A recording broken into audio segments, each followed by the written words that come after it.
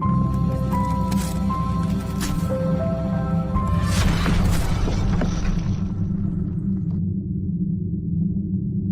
Friends, welcome back to my YouTube channel. साथियों, आज इस वीडियो के माध्यम से हम लेकर आए हैं 14 जुलाई 2022 के करंट अफेयर को। तो आइए इसके पहले क्वेश्चन को करते हैं प्रारंभ। क्वेश्चन नंबर फर्स्ट है, राष्ट्रीय high speed rail corporation limited के नए प्रबंध निदेशक कौन बने हैं? नए प्रबंध निदेशक बने हैं वो हैं राजेंद्र प्रसाद। आपका विकल्प यहाँ पर ए सही होगा और सही आंसर है राजेंद्र प्रसाद। आइए इसके जो भी इंपॉर्टेंट पॉइंट बनते हैं साथियों उसको देख लेते हैं। इंपॉर्टेंट पॉइंट है नंबर 1, राजेंद्र प्रसाद राष्ट्रीय high speed rail corporation limited के नए प्रबंध निदेशक बने हैं। इन्होंने सतीश अग्निहोत्री का स्थान लिया है। NHSRCL का अगर फुल फॉर्म देखें तो national high speed rail corporation limited है। स्थापना इसकी 12 फरवरी 2016 को हुई थी और मुख्यालय है नई दिल्ली। पिछले टॉप 5 राष्ट्रीय नियुक्ति का अगर रिवीजन करें तो नंबर 1 है, ऑयल इंडिया लिमिटेड के नए चेयरमैन और प्रबंध निदेशक रंजीत रथ बने हैं। और दूरसंचार सेवा कंपनी रिलायंस जियो के नए अध्यक्ष बने हैं आकाश अंबानी। थर्ड है, तेल एवं प्राकृतिक गैस निगम की पहली महिला चेयरमैन और प्रबंध निदेशक अलका मित्तल बनी है। दिल्ली मेट्रो रेल कॉरपोरेशन के नए प्रबंध निदेशक विकास कुमार बने हैं। और नीति आयोग के नए सीईओ जो है वो परमेश्वरन अय्यर जी बने हैं। क्वेश्चन नंबर सेकंड है, कैंसर पैदा करने वाले जीन की पहचान करने के लिए किस भारतीय संस्थान के शोधकर्ताओं ने पाइबॉट नामक आर्टिफिशियल इंटेलिजेंस उपकरण को विकसित किया है? यह विकसित किया है साथियों भारतीय प्रौद्योगिकी संस्थान IIT मद्रास ने। आपका सही विकल्प यहाँ पर सी होगा। आइए इस क्वेश्चन के इंपॉर्टेंट पॉइंट को देख लेते हैं साथियों। भारतीय प्रौद्योगिकी संस्थान मद्रास के शोधकर्ताओं ने कैंसर पैदा करने वाले जीन की पहचान करने के लिए पाइबॉट नामक आर्टिफिशियल इंटेलिजेंस उपकरण को विकसित किया है। यह उपकरण एक मशीन लर्निंग मॉडल पर बनाया गया है जो जीन को कैंसर से बचाव करने वाले ट्यूमर सप्रेसर्स, कैंसर का कारण बनने वाले ऑन्कोजीन और न्यूट्रल जीन में वर्गीकृत करता है। क्वेश्चन नंबर थर्ड है, किस एक्सप्रेसवे को भारत के पहले एलिवेटेड शहरी एक्सप्रेसवे के रूप में विकसित किया जा रहा है? द्वारका एक्सप्रेसवे। आपका यहाँ पर सही विकल्प होगा बी, द्वारका एक्सप्रेसवे। आइए इसके इंपॉर्टेंट पॉइंट को देखते हैं साथियों। इंपॉर्टेंट पॉइंट है, यह एक्सप्रेसवे दिल्ली के द्वारका को हरियाणा के गुरुग्राम से सीधा जोड़ेगा। इसे नॉर्दर्न पेरीफेरल रोड के नाम से भी जाना जाता है। यह एक्सप्रेसवे 29 किलोमीटर लंबा है जिसमें से 19 किलोमीटर का हिस्सा हरियाणा में और 10 किलोमीटर लंबा हिस्सा दिल्ली में पड़ेगा।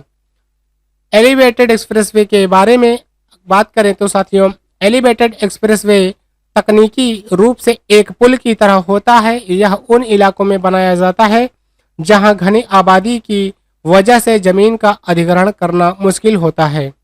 पिछले टॉप 5 भारत में पहला से जुड़े प्रश्नों का अगर रिवीजन करें तो फर्स्ट है, 13 एक्सप्रेसवे वाला भारत का पहला राज्य कौन सा बना है? तो उत्तर प्रदेश बन गया है साथियों। दूसरा है, रामायण सर्किट पर भारत और नेपाल को जोड़ने वाली भारत की पहली पर्यटक ट्रेन कौन सी बनी है? तो भारत गौरव पर्यटक ट्रेन बनी है। और थर्ड है, भारत का पहला डार्क स्काई रिजर्व कहाँ बनाया जाएगा? तो लद्दाख में बनाया जाएगा। और चौथा है, सर एम विश्वेश्वरैया नाम से भारत का पहला केंद्रीकृत वातानुकूलित रेल टर्मिनल कहाँ बनाया गया है? तो बेंगलुरु में बनाया गया है। और पांचवा है, ड्रोन नीति को मंजूरी देने वाला भारत का पहला राज्य कौन सा बना है? हिमाचल प्रदेश। क्वेश्चन नंबर 4 है, अंतर्राष्ट्रीय मलाला दिवस 2022 कब मनाया गया? यह दिवस मनाया गया है साथियों 12 जुलाई को। और आपका सही विकल्प है सी। आइए इस क्वेश्चन के इंपॉर्टेंट पॉइंट को देखते हैं साथियों। तो संयुक्त राष्ट्र द्वारा हर साल 12 जुलाई को अंतर्राष्ट्रीय मलाला दिवस के रूप में मनाया जाता है। 12 जुलाई को पाकिस्तान की समाज सेवी नोबेल पुरस्कार विजेता मलाला यूसुफजई का जन्मदिन होता है। इस दिवस को विश्व भर में महिलाओं और बच्चों के अधिकारों का सम्मान करने के लिए भी मनाया जाता है। पिछले टॉप 5 दिवस का अगर रिवीजन करें तो विश्व ब्रेन ट्यूमर दिवस 2022 8 जून को मनाया जाता है और इसकी थीम है टुगेदर वी आर स्ट्रॉन्गर।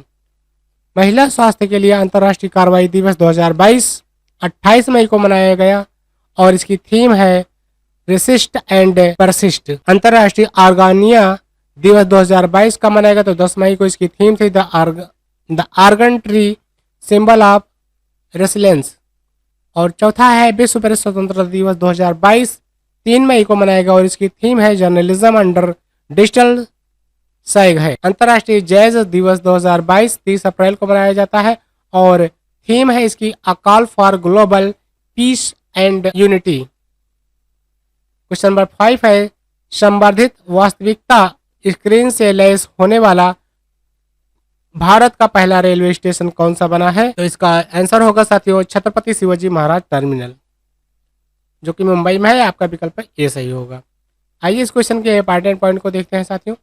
इस परियोजना का उद्देश्य मध्य रेलवे के लिए राजस्व उत्पन्न करना है।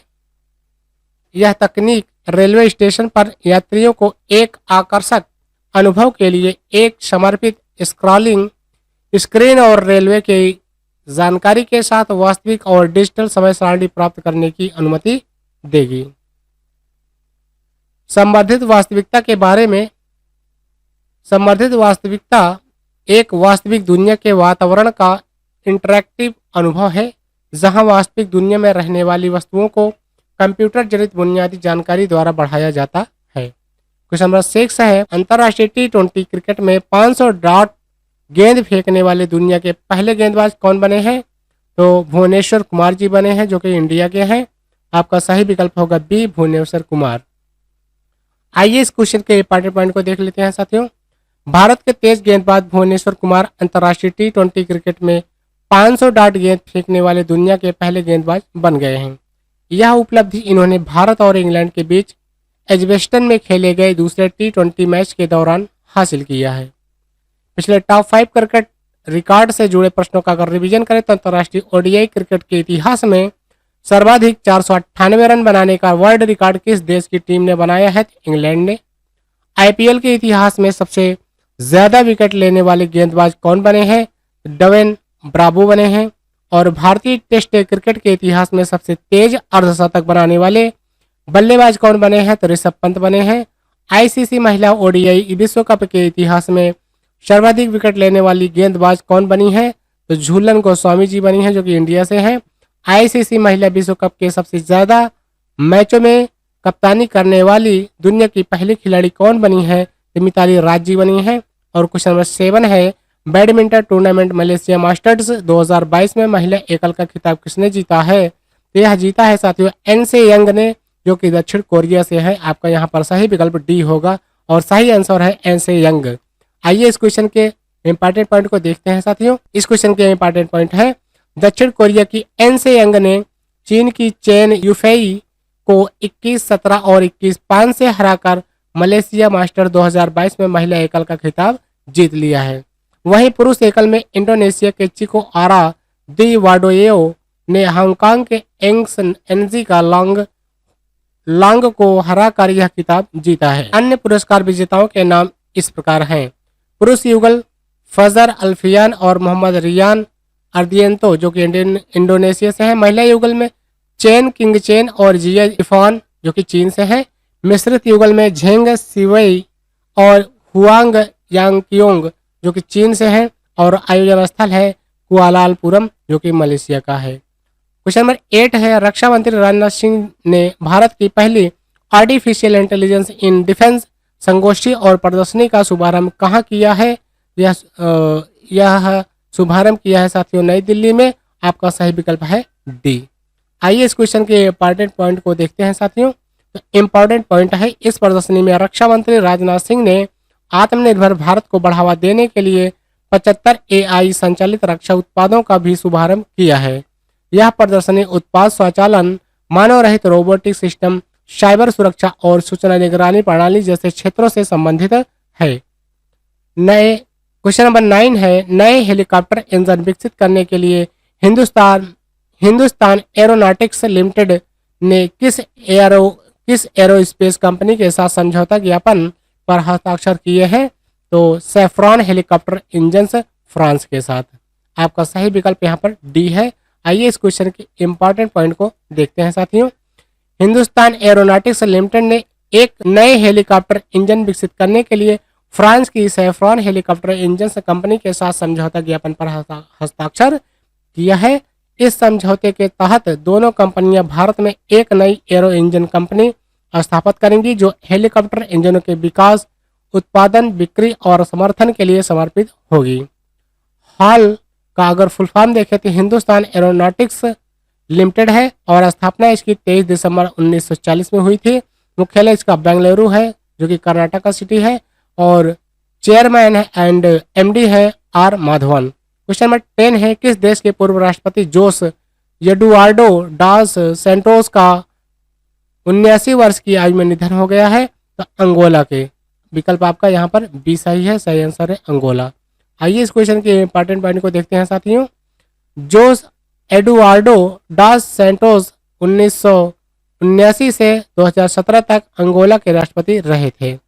अंगोला की बात आई है तो अंगोला दक्षिणी पश्चिमी अफ्रीका में स्थित एक देश है। राजधानी इसकी लुआंडा है और मुद्रा है क्वांजा। आइए आज के जो अन्य महत्वपूर्ण प्रश्न बनते हैं उनकी तरफ चलते हैं साथियों। आज के जो अन्य महत्वपूर्ण प्रश्न बनते हैं वो आपके सामने है साथियों। तो क्वेश्चन नंबर 11 है आपके सामने। संस्कृत मंत्रालय और विज्ञान भारती ने प्रसिद्ध रसायनज्ञ और स्वतंत्रता सेनानी आचार्य प्रफुल्ल चंद्र रे की 161वीं जयंती पर आयोजित अंतर्राष्ट्रीय सम्मेलन 2022 का उद्घाटन कहाँ किया है? यह उद्घाटन किया है साथियों नई दिल्ली में। इसका सही जवाब है नई दिल्ली। क्वेश्चन नंबर 12 है आपके सामने। दक्षिण कोरिया के चांगवान में आयोजित ISSF शूटिंग विश्व कप 2022 में भारत के लिए किस निशानेबाज ने पहला स्वर्ण पदक जीता है? तो यह पदक जीता है साथियों अर्जुन बबूता जी ने। क्वेश्चन नंबर 13 है आपके सामने। प्रधानमंत्री नरेंद्र मोदी ने कहां पर बन रहे नए संसद भवन की छत पर 9,500 किलोग्राम के राष्ट्रीय प्रतीक अशोक स्तंभ का अनावरण किया है? यह अनावरण किया है साथियों नई दिल्ली में। क्वेश्चन नंबर 14 है आपके सामने। भारत में इंटरनेट के जनक कहे जाने वाले व्यक्ति का 82 वर्ष की आयु में निधन हो गया है। इनका क्या नाम था? तो इनका नाम था साथियों ब्रजेंद्र कुमार सिंघल। आइए क्वेश्चन नंबर 15 की तरफ चलते हैं। क्वेश्चन नंबर 15 है 94 वर्ष की भारतीय भगवानी देवी डागर ने वर्ल्ड मास्टर्स एथलेटिक्स चैंपियनशिप 2022 में कौन सा पदक जीता है? यह पदक जीता है साथियों स्वर्ण। इस तरीके से आज के जो अतिरिक्त अन्य महत्वपूर्ण प्रश्न बनते थे वो भी आपके सामने रखा और 10 करंट अफेयर के रेगुलरली जो रखते हैं वो भी रखा। अब चलते हैं साथियों आज के डेली स्टैटिक जीके की तरफ। तो आज का डेली स्टैटिक जीके के जो क्वेश्चन है वो आपके सामने है साथियों। क्वेश्चन नंबर 1 है भारत के मूल संविधान में कुल कितनी अनुसूचियां थीं? तो यह अनुसूचियां थी साथियों 8, जबकि वर्तमान में 12 हैं, 12 हो गई हैं। क्वेश्चन नंबर 2 है भारत में सर्वप्रथम लोक सेवा आयोग की स्थापना किस अधिनियम के द्वारा की गई थी? तो यह स्थापना भारत सरकार अधिनियम 1919 के द्वारा की गई थी। क्वेश्चन नंबर 3 है भारतीय संविधान में पंचायती राज किस सूची से सम्मिलित है? यह सूची है राज्य सूची। क्वेश्चन नंबर 4 है नीति निर्देशक तत्व तथा मूल अधिकारों को संविधान की आत्मा किसने कहा है? इसका सही जवाब है साथियों ग्रेनविल ऑस्टिन। और क्वेश्चन नंबर 5 है आपके सामने मूल रूप से भारतीय संविधान में कुल कितने अनुच्छेद और कितनी अनुसूचियां थीं? इसका सही जवाब है साथियों 395 अनुच्छेद और 8 अनुसूचियां, जबकि अब वर्तमान में ये 12 अनुसूचियां हो चुकी हैं।